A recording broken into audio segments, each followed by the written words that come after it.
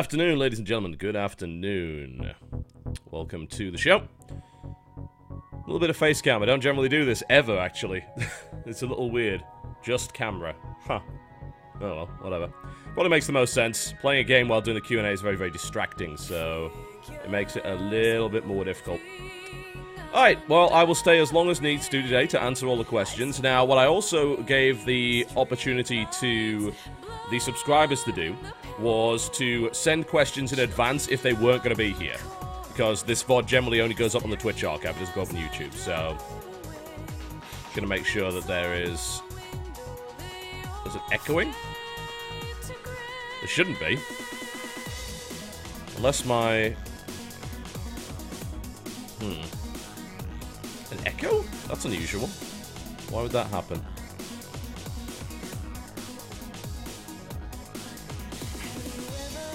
Never mind, I had two windows up. You idiot! Jesus Christ. Ugh. Here's me thinking I'd somehow broke my sound setup and that my testing was wrong. But no! I had two windows open! Jackass. Alright, okay. So I'm going to go through the questions that were emailed to me over the last couple of days, and then I'll start with the questions from the chat. Now, Amarillo is going to take the questions from you, so anything that gets posted in the chat should, in theory, be caught by that, and so I should be able to answer it. And as I say, I'll stay as long as needs to answer all of the questions. As usual, the only thing that's off limits is questions about how much I earn. Everything else is kind of fair game, within reason. Get my stylish Catan holder of things. Got much swag from Tabletop. It was awesome. Alright. So, let us begin, shall we? Let's see what we have. Unfortunately, Twitch's PM system is a little slow right now. Alright. Half of these emails are actually not questions at all. So that slows me down a little bit.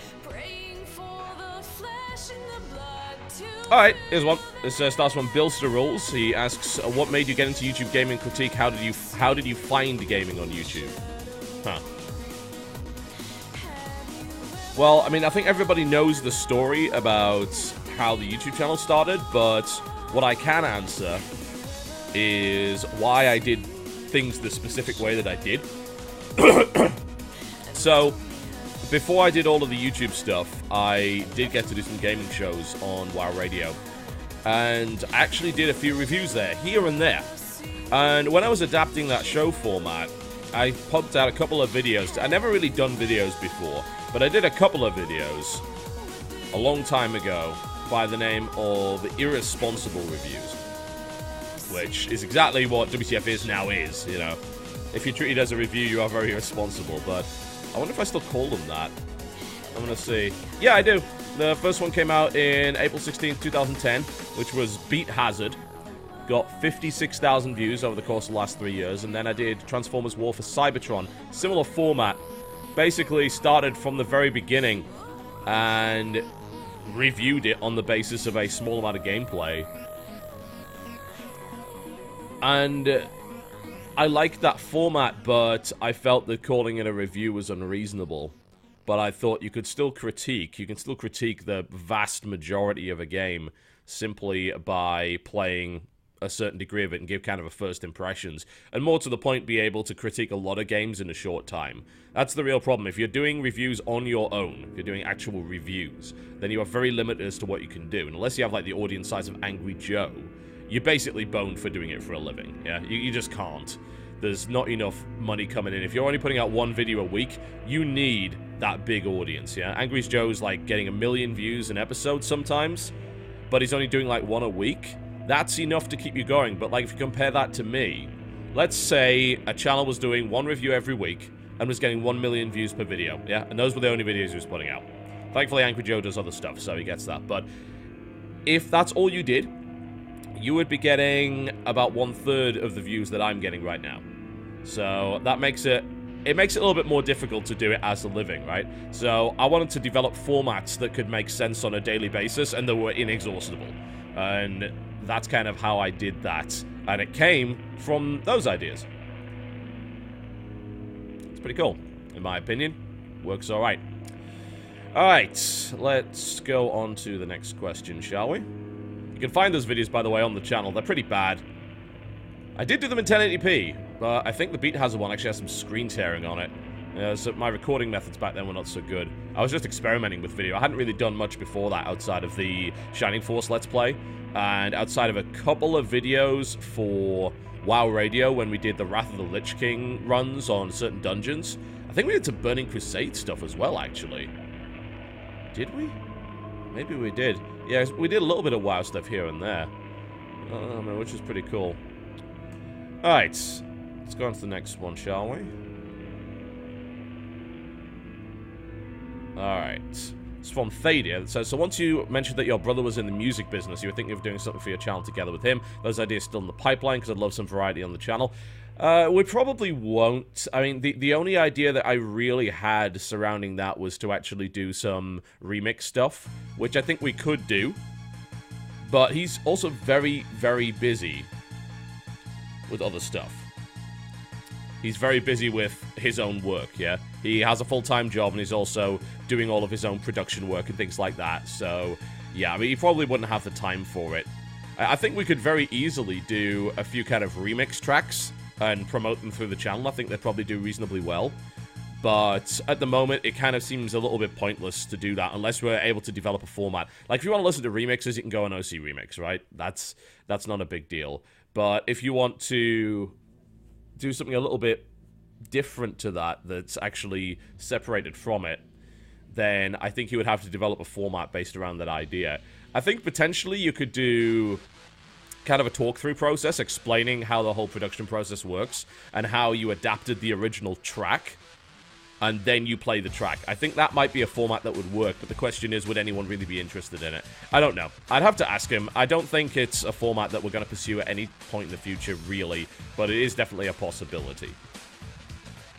Alright. So let's see what else we got. Once I'm through all these questions in the mailbox that came over the last couple of days, I will start with stuff from the chat. This one, Mr. Hippie Robot, says, how did WoW Radio help you become a better broadcaster and commentator? Well, the thing about WoW Radio is it was the first time I'd ever done a straight-up talk show. Before that, the only things I had done in student radio were music shows, which didn't really require a huge amount of talking. Yeah, maybe there would be like, I'd talk about 30 seconds to a minute about a track, and then I'd play the track, and then I'd do the next one, and all that kind of stuff, and I'd even pre-record all of my news segments. So I just played them. Yeah? The way I used to do it on student radio is I'd burn them onto 2 CDs. I'd burn everything I had onto 2 CDs to make it easy, because I had no production help there. It was just me in the studio at 1 AM at night. So I would take 1 CD here, 1 CD here, put one in one CD, one in the other, and then just alternate between the two. And it was pretty easy. But WoW Radio made me do a talk show, 2 hours of talking on my own, which is incredibly difficult to do to start with. But you gain those abilities pretty quickly. So I don't think without that experience I would be able to do the daily WTF stuff. I could probably do Content Patch, because I do a lot of editing on that, yeah? I know a lot of people don't notice. Maybe you do in the jankier edits, but most of the time I don't think people notice that these sentences are actually cut. There's actually a lot of cutting going on there. Mostly because I'm having to translate information from an article in real time, and I don't have a script. So it's a lot more difficult to do. A stream of consciousness over a game, based on the stimulus on the screen, is a lot easier. But interpreting information from somebody else, that's a little bit more challenging. So I think that WoW Radio let me practice a huge amount when it came to pulling information off the top of my head and doing the stream of consciousness thing that's kind of required to do the videos on this channel. Alright. Okay. So it goes from Adventure Dom. I have a question. I would love it if you could answer it off-stream. Well, that's fine. I can answer it on-stream. I don't mind. Why do you sponsor a StarCraft team? Is it a hobby? Is it for money or to gain more viewership? Well, it's definitely not for money, because it costs a lot. Yeah? You'll notice I'm actually wearing my Axiom jersey. I do have one. And there's the primary sponsor there, PlanetSide 2. And you think, oh, they give a bunch of money, right? Not that much. Like, I'd say PlanetSide 2 probably pays for just about 1/3 of the current cost of the team, give or take. Yeah. Which is, you know, it's pretty good. It's a good amount, but, you know, that's a big sponsor. Our other sponsors don't pay for much at all, really. And the cost is obviously going to vary on a month-by-month basis, so it's definitely not for the money. It costs us a lot of money. There's still a lion's share of the money that pays for Axiom on a monthly basis comes out of my pocket, which is fine, because I'm the primary sponsor, so that's kind of what I'm supposed to do. I do it as a hobby. I mean, Jen started it as an effort to try and help some Korean players, and that's exactly what it was, and it still is. The management of it, it's hard to really call it a hobby. It's more of a passion project, because if you call it a hobby, then you're saying you don't take it seriously, right? It's kind of an amateurish thing. It's more of a passion project. We believe in what we're doing. We just don't necessarily believe we could ever turn it into a profitable enterprise, because we pay our players fairly. We do. We pay our players fairly, pay them far more than they ever got on previous teams, mostly because, at the end of the day, they didn't get that much. A lot of them, anyway. Obviously, it varies from player to player, but those guys just didn't get... A lot of them just didn't get paid at all.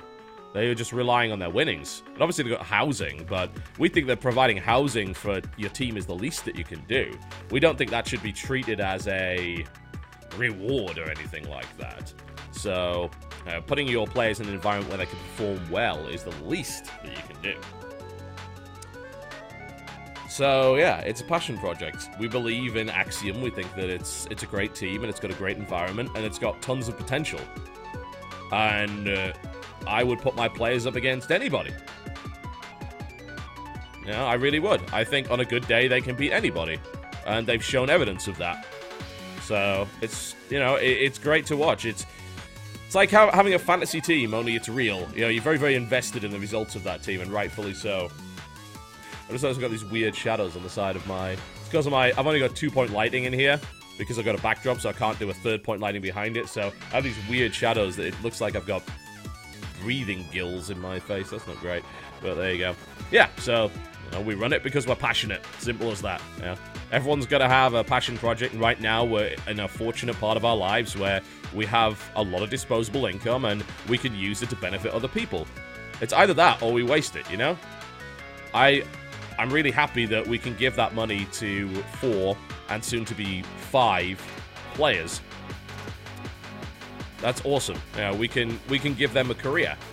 That's fantastic. So I'm really happy with that. All right, let's see what else we've got. Go back the page.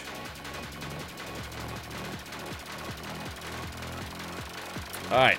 It's from Ironkin. Seeing as you're big into the lore of Warhammer 40,000, I was wondering, did you play 40k? What army did you use, and do you still have it?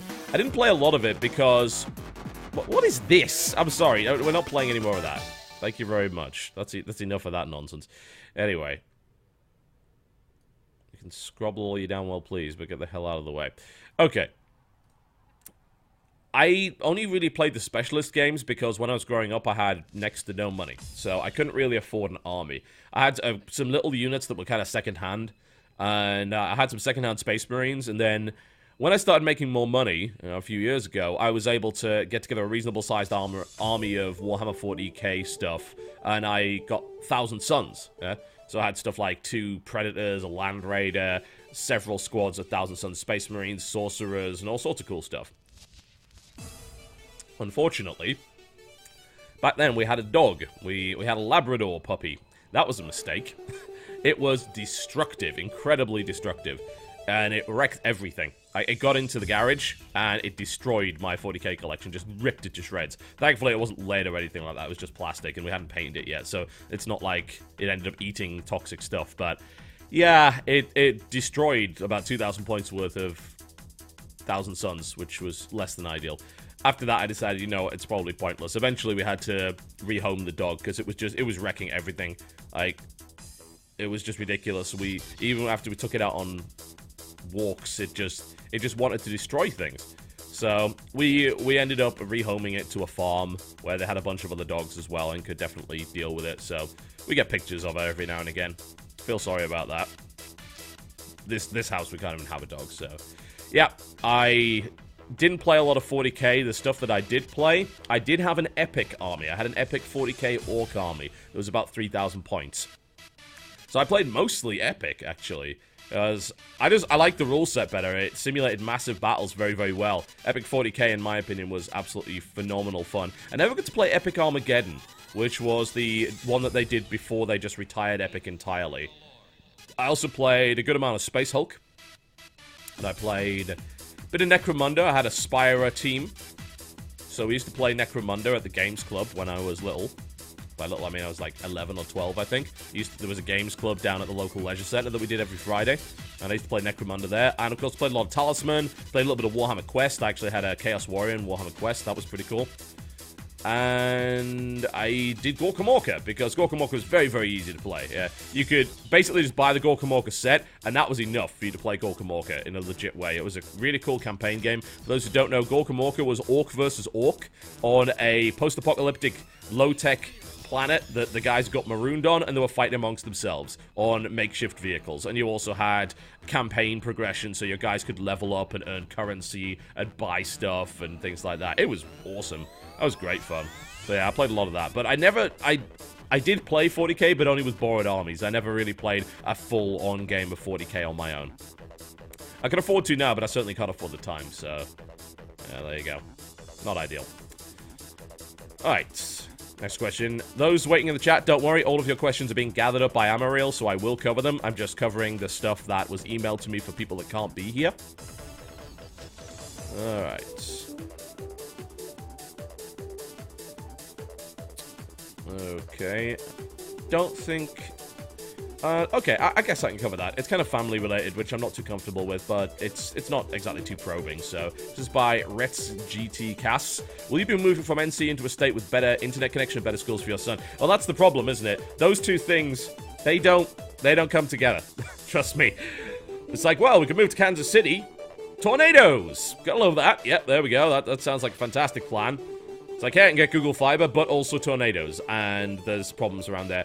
Because I wanted to move out to Cali, but all the places that I want to move in Cali have terrible schools. They do. We've checked. We're talking like 3 or 4 out of 10 ratings. That's... He said like a school here which has a really high rating, and he's doing really well at it. And it kind of sucks from a job perspective, because it's limited what we can do around here. But at the end of the day, I can do my job here. I can do my job pretty much anywhere, but he can't get a good school out anywhere. Not that, not that's public, I could send him to a private school, but even then it's difficult. We actually tried to send him to a private school here, and it was full. We just couldn't do it. There wasn't enough space. So, I don't think we'll be moving, at least until he's finished grade school, yeah? So, yeah, I don't think that's going to happen right now. I do want to move to West Coast because there's more stuff there, and obviously I have more friends there as well. Kind of sucks being isolated from them. I only really get to see them when I head out to the West Coast for filming and events and things like that, but yeah, we are certainly considering it. The question is where. It's also a cost factor as well. I could say, hey, more YouTube money than God, but we're talking about housing here. We're talking about like $1 million plus to get a decent home on the West Coast. That's not ideal. Plus, there's a bunch of problems out there as well, so... yeah. We'll see. Thinking about it. We're still considering it, but right now we're going to stay here. I'm on a business class line now, a different one, which is way better. It's faster than my old one. It's way more reliable. The customer support is fantastic, so... Time Warner actually delivered for once, so we had to pressure them a lot to do it, but putting in an entirely separate line seems to have solved a lot of the problems. We get some priority at the exchange as well, so we get less packet loss. It's pretty good. For what it is, It's like, right now we're getting about 60 down and 6 up. So, it's not the worst thing ever. But yeah, full priority definitely has to go to him. His education matters more than my internet connection. That's the reality of it. If you hear hammering downstairs, by the way, Jet is putting together IKEA furniture because she's been furnishing an office down there. Alright. More Q&A. This is from Mr. Stivetic. He says, what would your advice be to any upcoming indie dev in regards to make a solid, enjoyable game? Well, I think it comes down to realizing what your concept is and then executing it with the limitations that an indie development puts on you, yeah? I think making limited titles as indie devs that focus on one particular concept and doing it really well is more important than trying to overextend your actual reach and capabilities, yeah? That's why you get so many indie platformers, and for the most part, they're good for what they are. It's just, there's so many of them, that's the problem. So selling them is difficult unless you're very, very good at what you do. But it depends. I mean, you're asking about making a solid, enjoyable game, not about a game that sells a million copies. So, making a platformer that is based around one particular idea that hasn't really been done too much is a strong idea. It's a strong notion. I think you can do a lot with that. There's other games that will work on as well. Mostly puzzle games. Again, that's why you get so many of them. It is something that I think a lot of indie devs realize. And when you try and overextend, and when you try and do stuff beyond your reach, you usually end up failing. And if you overcomplicate things as an indie developer, then you're in a lot of trouble. So, yeah, as much as it sucks, you are probably not going to make your magnum opus as your first game. Yeah? And anyone that's tried usually fails horribly. So, make something more limited, hone your skills. Yeah, start building up a small fan base. It's like Game Dev Tycoon, right? You make a limited game within your budget and means that is good at what it does. It doesn't have to be good at anything else. It could look hideous. It could have terrible sound. But if it executes its concept well, you will find some fans regardless. Because there's always going to be a fan of something that you put together there, as long as you do it well. Alright, let's see what else we got. Will you do a video on the new Steam gamepad when you get a hold of one? Yeah, of course, absolutely. I'm looking forward to getting my hands on that thing. It looks interesting. I like the fact that we're actually getting a paradigm shift. Yeah? That's not something that we usually get when it comes to controllers. We haven't had one in a while. Yeah? The last one, of course, was motion control, which is useless for Q&A. Absolutely useless. Some people are claiming my music's a little loud. There we go, I've knocked it down a little bit. Motion control doesn't really help core gaming. This could. Right? It's the idea of taking the mouse, yeah, and turning it into something you can hold in your hands in the living room. This is Valve's focus right now. Personally, I don't find it that important because I don't really want a PC game in the living room. Come on, I got my DX Racer chair. You think I'll give it up? No. This is comfortable as hell. It's more comfortable than my couch. So why the hell would I? But I can understand why they would want to move into that space, because they want to be competitive in the set-top box kind of space, and they also want to be competitive with next-gen consoles, and that's the way that they're going to do it. That'll work. That'll work. But I'm really excited to try it out, because I love the idea of a new input style. That's awesome. Some people are saying, you know, you should treat the Wii as a paradigm shift for controllers. Yeah, for controllers, but not for core game controllers. Yeah. I'm talking about paradigm shift for core gaming. Yeah. How did the Wii benefit core gaming? The answer is it didn't. Yeah. There are only a handful of games that work well with that controller that are actually core games, and those games are not that great to begin with.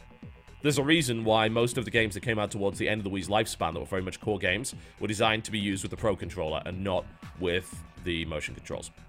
Pretty much everything I've played on the Wii has been with their classic controller. Stuff like Monster Hunter Tri. It's like, you don't play that with the motion controls.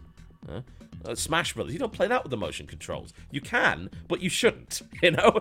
It's like, play it with a better controller. It's a core game. It's designed for regular controllers.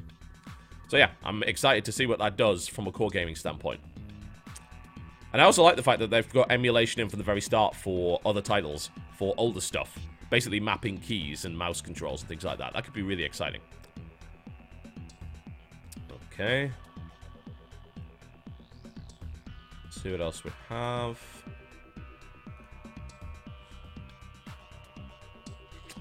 Here's an interesting one. Ego Gamer. What is the one flaw you despise most of your viewers?